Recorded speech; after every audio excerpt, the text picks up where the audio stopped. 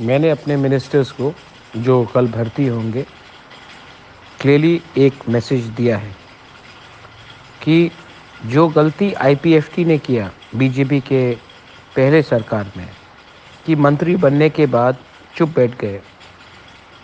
Policy जब हमारे लोगों के खिलाफ था तब उन्होंने आवाज़ नहीं उठाया, ये नहीं चलेगा। एक फ़र्क तो है, एनसी देव वर्मा आईपीएफटी के प्रेसिडेंट थे, वो मिनिस्टर बने, और मेवार कुमार जमातिया जनरल सेक्रेटरी थे, वो मंत्री बने। जिस दिन पार्टी का प्रेसिडेंट और जनरल सेक्रेटरी ही मंत्री बन जाता है तो मंत्री पद ज़्यादा बड़ा हो जाता है और पार्टी छोटा हो जाता है। मैं बीजेपी की सरकार में नहीं ज्वाइन करूँगा। मैं बाहर रहकर एक प्रेशर रखूँगा और मैंने अपने मंत्री को कहा है, अगर हमें लगा कि काम नहीं हो रहा है, एक इशारा में आपको मंत्री पद छोड़कर हमारे पास आना पड़ेगा। प्रेशर अंदर से होगा, प्रेशर बाहर से होगा, प्रेशर सिविल सोसाइटी से होगा और प्रेशर सेंटर में भी अपना ही लोगों को भेजकर हम क्रिएट करेंगे। पार्टी इम्पोर्टेंट नहीं है, सिंबल इम्पोर्टेंट नहीं है। इम्पोर्टेंट है कि हम किस तरीके से अंदर घुस के प्रेशर रखें कि हमें अपना ज़मीन का, पॉलिटिकल राइट्स का, फंडिंग का, लैंग्वेज का, स्क्रिप्ट का, कल्चर का, ऐतिहासिक का करेक्शन मिले। अमित शाह ने पहला मूव किया है कि उन्होंने स्वीकार किया है कि गवर्नमेंट ऑफ इंडिया से गलती हुई है, आगे का रास्ता देखना है।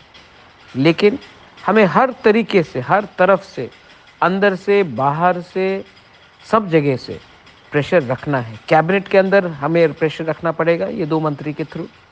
आज पहली बार है कि 11 मंत्री में 5 तिपरासा होगा।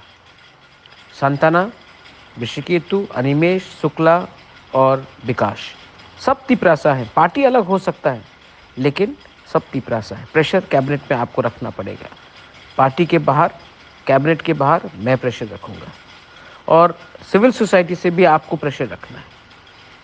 अगर हम ईमानदार रहे तो पार्टी का इतना मतलब नहीं जाता है जितना हमारा ईमानदारी मतलब रखता है।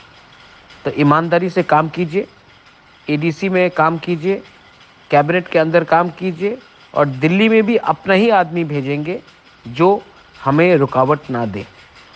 सिंबल इम्पोर्टेंट नहीं है, फिर से जो दिल्ली में हमें हेल्प करे, कैबिनेट के अंदर हमें हेल्प करे, एडीसी में हमें हेल्प करे और जो हमारे लोगों को हेल्प करे, ये सबसे इम्पोर्टेंट चीज़ है।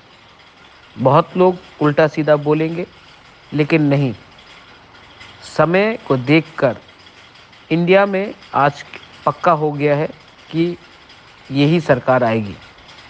तो हमें यही सरकार से कॉन्स्टिट्यूशनल सॉल्यूशन लाना है। ऑपोजिशन,